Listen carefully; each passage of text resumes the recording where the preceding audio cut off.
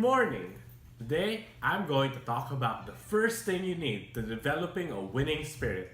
This is lesson number 1. Everybody loves a good underdog story. We all cheer for the person who's been down on his luck and yet still continues to go on despite facing so much adversity. It's like everyone is out to get them and yet still they persevere, relying on pretty much nothing but grit and winning spirit alone. Well, I'm here today to teach you the secret of that indomitable spirit that helps them fight when there should be nothing left. That way, you too can be like the victorious underdogs we all look up to. What sets apart the winners from the rest of us is the way they go about getting the things that they want. Here's how an ordinary person does it. They're walking down the street, minding their own business, when all of a sudden they see something they want. Immediately, they start thinking about all of the good things they could do if they got what they wanted. And then, they start figuring out whether or not they can actually acquire it. If they can, they're happy and they go for it. If they can't, they think about all of the reasons why they can't get it. Then they whine and they complain about how other people have it so much easier than they do. Life's just not fair. For example, man, I want to have a lot of friends. I'll be able to help a lot of people and they'll in turn help me. Everybody will like me and everybody will look out for me. But I can't right now. I'm too shy and uncharismatic. Nobody would ever want to hang out with me. Life's not fair. Dave over there was born charismatic and outgoing. Why can't I be more like that? Man, Dave has it so easy. I can never be like Dave. He has so many friends.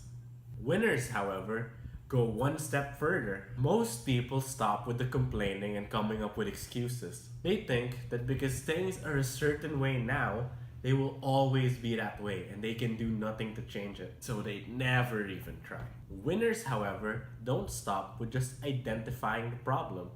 Instead of just whining and complaining, they try to come up with ways to solve the problem. Or they come up with ways to still achieve what they want, despite the problem.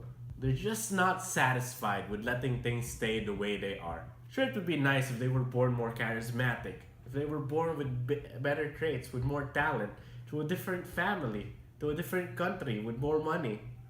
But thinking about it isn't going to change anything. Wishing doesn't solve anything. Only doing helps them get what they want. Now let's go back to our previous example. But this time, let's make him a winner. Blah, blah, blah, lots of friends, blah, blah, blah, shy and uncharismatic, blah, blah, blah, can never do it. Hey, Dave is charismatic and outgoing, I should hang out with him. If I befriend him, I can learn to be more like him just by being around him. I can probably even ask him for some tips and pointers. And even just the fact that I befriend him means that I suddenly have so much more access to a lot of different people, since Dave has a lot of friends. BAM! Now that guy's a winner. BAM!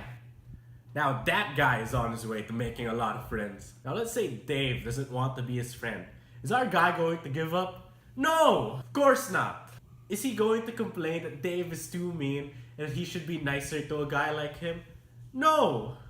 He's going to brush himself off and think about other ways to achieve his goal. He'll probably go to YouTube and look up videos that will specifically teach him how to become less shy and more charismatic.